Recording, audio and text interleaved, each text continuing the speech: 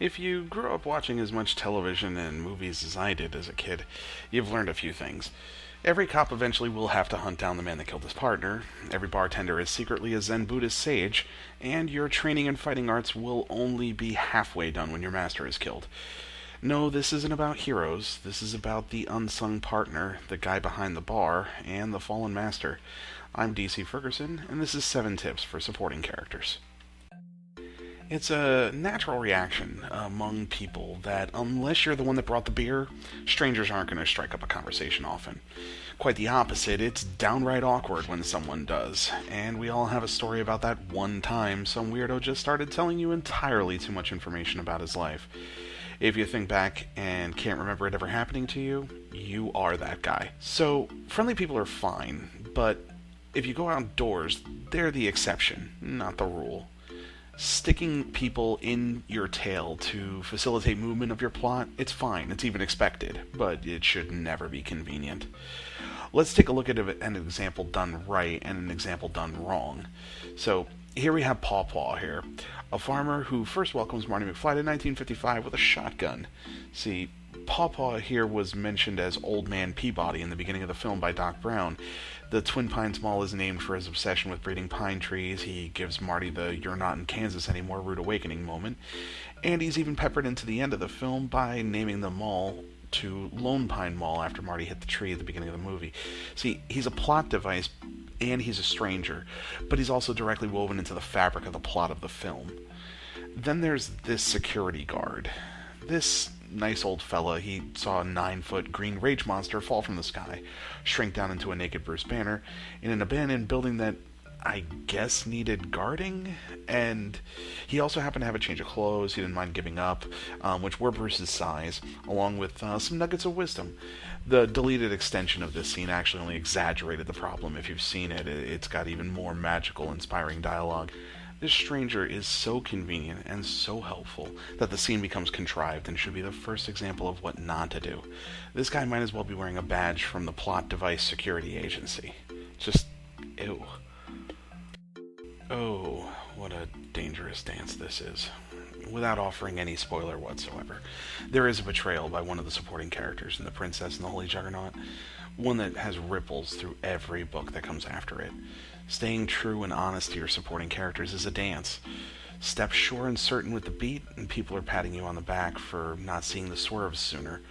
Miss the beat and step on some toes, you lose suspension of disbelief as your audience is now screaming at you for that what you did made no sense. See, we got Lando Calrissian, he's our go-to guy. Han and him go way back, but he's a man with people to protect these days, and he has to get the Empire off his front lawn before he can join the Resistance and make up for his betrayal. He was a friend to the galaxy's most notorious smuggler. When you look back, you can't really not see this betrayal coming. What this is really about is being true to your supporting characters. This guy's a coward. He was always a coward. We thought we lost Glenn for 3 or 4 weeks because he was a coward. Was it an annoying, nail-biting wait to find out and get ratings? Well, yeah, probably, but it wasn't out of character. It was an honest and true story arc. Then we have Benny, the luckiest taxi in the galaxy.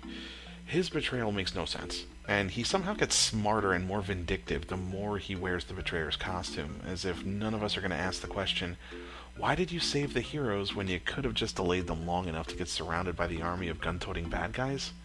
See, that's what happens when you write the first arc of a character, and then have them change sides and write the rest of it as though the first part never happened. Again, ew, but this segues into my next point. As anyone who doesn't think of themselves as the center of the universe knows, other people in the world have their own lives to lead. The vast majority of those people are not disaster-prepared folk that walk around with a backpack full of survival gear just waiting for a hero to come along that needs it. One step further, random denizens of your world have things to do. Ferris Bueller's buddy, he needs to get his adventure car back before Dad gets home. Morgan has some issues to sort through. Jacques needs to get back to the Faceless instead of helping Arya. The point is, not every person can drop what they're doing to answer the hero's call. This is just another example of staying true to supporting characters. Their lives don't revolve around the hero's schedule. People have ties that root them to where they are, whether it be family, responsibilities, or their career. So we can't have John the doctor leave his wife and his patients unattended for the sake of being conveniently there when the hero is gravely injured. Remember, and you're going to hear this a lot, it's all about being true to the character's story arc. I mentioned this one in another video, but it bears repeating here. Making rich, crafted arcs for your supporting characters is wonderful, but it actually works to your detriment if they're better than your intended protagonist. Enter Vaughn. He is a scrappy young man brought into a conflict much bigger than himself. He makes the choice to walk the hero's path, and in doing so, a boy transforms into a man before your eyes. And then here we have BALTHIER, a supporting character that is drawn into the same conflict. A rogue and a smuggler with a mysterious past. He's charismatic, daring, handy with a weapon, offers to make himself the ultimate sacrifice to save the team at the climax of the story. He's the last person you'd expect to be selfless, and yet he becomes a hero. His catchphrase is to constantly remind the characters he's the leading man in the story. Unfortunately, that works way too well. He's a more developed, more nuanced, and more interesting character than Vaughn. His story arc involves more change and more transformation, and as such, he's simply a better character. He so utterly overshadows the intended protagonist that you wonder what the writers were thinking. Now, that's not to say that we can't have nice, rich supporting characters. As a matter of fact, this exact same story was duplicated in Star Wars. Look at Luke and Han. It's done in the exact same way. A whiny little boy becomes a man and a hero, and a charismatic rogue in Han Solo dares to be just as interesting. By the end of Return of the Jedi, though, there can be no doubt Han Solo is a support character, and Luke Skywalker is the pinnacle of change and heroism. Fantasy has proven time and again that poignant stories with doomed characters can not only work, but they can be done so well that... Excuse me a moment. I got something stuck in my eye. Okay, no, none of that. Too soon. Anyway, you get my point. We can make this work, but it's also one of the easiest things to screw up. One of Stephen King's most famous quotes about his writing style is that he tries to create sympathy for my characters, then turn the monsters loose. It's a very clear direction towards your first step, building sympathy.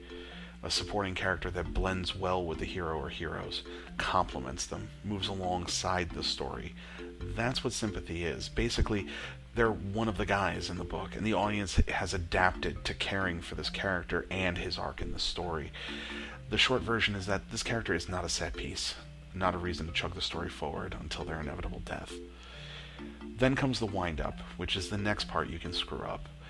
On the road to this character's damnation, their arc should be moving toward their own mini-climax.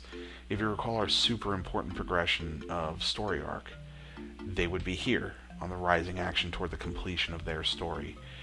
If this road is paved with a ton of warning signs, the audience sees it coming, and it will fail.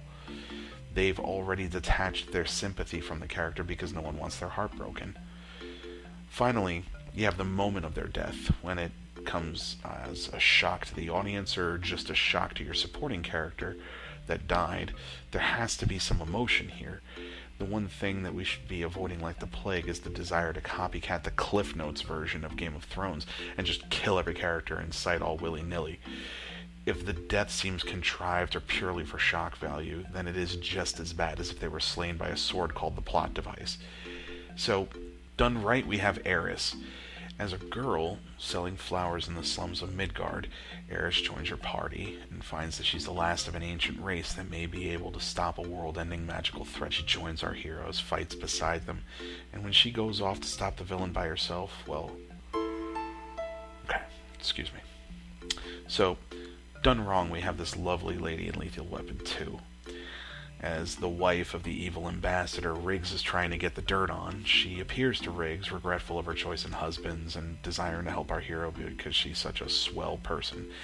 And then, as Riggs is falling for her, she drowns, which brings with it reliving the pain of losing his wife and all this. Anyway, Olga plot device Chinka and does all this in a whopping 14 minutes worth of on-screen appearance in the film, taking place over just a matter of days. The audience reaction here is, well, now Riggs is going to kill that guy, which, it serves its purpose, but that speaks nothing of sympathy for her. She also had no story arc of her own, and her death is contrived. So we just broke all 3 of those rules right there. Neat. Death looms for our heroes in their penultimate battle. The Dread Wizard has shown to be capable of combating all of our heroes by himself. His display of magic is epic, and our heroes dive for cover and regroup. The rogue turns to the leader and says, "Geez, this fight is spellbinding." Get it? You get it, folks? And the problem to avoid here is tonality. See, we can have comic relief from supporting characters. I've made my entire book series based on that very premise. But when stuff gets serious, there's a tone shift, and if your character isn't driving that road, then they're off on the shoulder somewhere banging up the flow of your story. You unfortunately see this in amazing amounts of comic relief through tropes like the character in over their head, or like every buddy cop movie ever made. So if you want to see it done well, look no further than classic fantasy, romance, action, adventure, comedy hybrid The Princess Bride. No movie can offer a better example because no movie can claim to be all of those genres and be that good at all of them. The story turns dark, the comedy gets black, the action dials up, and we're surrounded by badasses. The supporting characters each have their own story arc, and they're true to that from start to finish. There's a reason this movie is so beloved, and a big part of that is because the characters are true to themselves, even when the tone of the plot changes. Now, normally I insert a shameless plug here or there, every now and again, but since this is an actual technique I used, I'm actually going to be using myself as an example here. Don't worry, you don't need to have read the Wicked Instruments series to follow this along, but in Book 3 of the Wicked Instruments, Goblins, Parents, and Other Monsters, our kingdom has Audience Day. It's a weekly event where the citizens of Kingsfield get to speak with their ruler directly, and she acts as a judge. This is for issues her guards can't handle on her own, so we're talking about some really weird and random folks with issues that normal laws don't cover. So, to perform Audience Day, I used what is called a random character table. The way it works is really simple. You roll a die for each of the 3 tables. This will give you 2 character traits and a simple background. I actually role-played these conversations with my wife, improvising a brand new character on the fly. This kind of improv is designed to make you quickly tie these traits to a relevant person with a single goal, and that's to bring a problem to your protagonist to solve. So, let's do one of these real quick. We went ahead and rolled a 17, a 10, and a 4 on a 20-sided die. There's an automatic generator for that that'll be linked on the table, but the thing is that we landed on smells like alcohol, uncouth, and harmed by someone of another race. So this person is going to be walking up to the princess, is going to be approaching her and telling her about how he was accosted by a dwarf who he lost a drinking contest to, and he's very, very upset and wants something done about this troublemaking dwarf who beat him so badly. And this is going to be one of those things where as he's walking up to the princess, immediately the wave of the smell hits her from several feet away, and the whole time he's telling the story, he's scratching his rear, and this character is obviously headed for a life in the stockades and the drunk tank. But that aside, this is what we're talking about. You want to stay true to this narrative through the whole session, just creating these random characters with these little flaws that keep you honest, and then you stay honest to them. So now I'm going to put this on the Art of the Arcane blog. There's a link to this exact table in the description, so you can download this and try it for yourself. Remember, this exercise, it's designed to help you focus on creating a real person with traits you keep honest to, with one goal in mind. So download this and try it out. It was an amazing tool for me, and I hope it helps you too. Now, there's been a unifying theme through this entire list, and that's been to stay honest to your characters. Whether they're doomed, have a family, or they're just the comic relief, they still have to be real people. Authenticity creates suspension of disbelief. If we lose that, then what are we doing? So, don't forget to hit that like button, and check out World Building Basics on Art of the Arcane. Now, have fun, and get crafting.